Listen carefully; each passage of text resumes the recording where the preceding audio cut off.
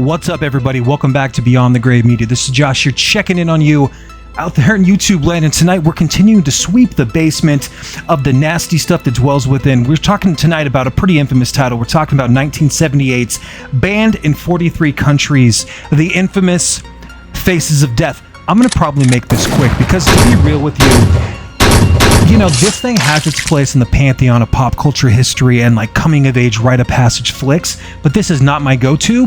Let's break it down. Thanks for being here. And just a quick little disclaimer and a little bit of insight on what I'm thinking when I'm making these videos.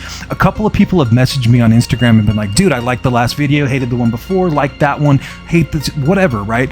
And they're like, dude, why aren't you actually talking about what's happening when these atrocities are taking place on these disturbing films that are shocking, vile, whatever? When I try to upload stuff like that, the algorithm doesn't like it. I get a content strike or it kicks it back. I got a copyright issue. I got a, disturbing content stuff. And then it took me 5 different times to upload Megan is Missing. And it was just clipping little things out that's in the trailer that's already on there.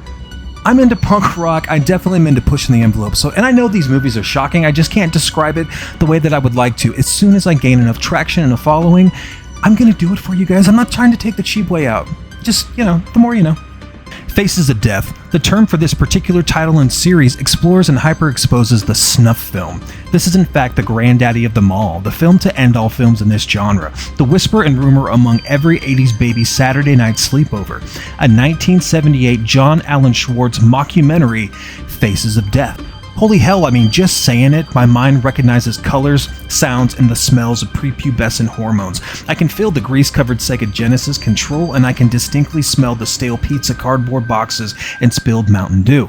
If ever there was a reason to reach for the remote control when you hear those thunderous sound of parental footsteps, it's this. This film was here to ruin sleepovers and usher in a new extreme. God damn.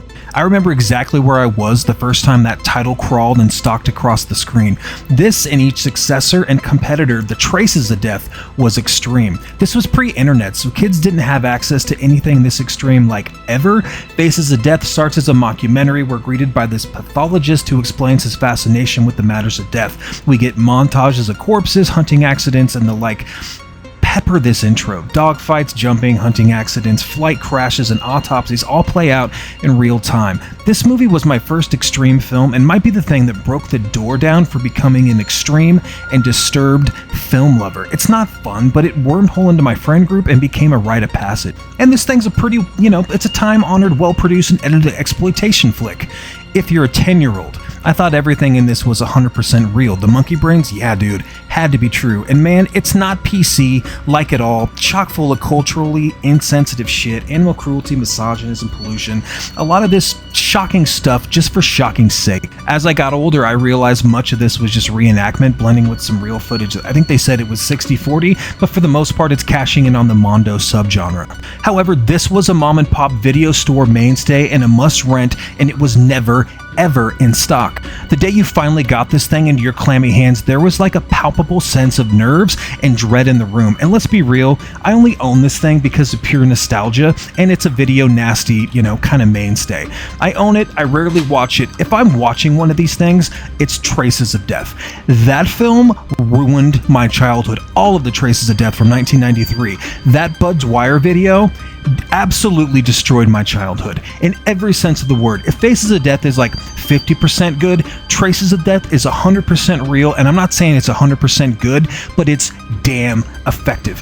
The musical choices in this movie too, I gotta bring it up. The first time I ever seen a chicken like running around with its head cut off, like the traditional trope, you got Old MacDonald playing in the background. Scarring for life.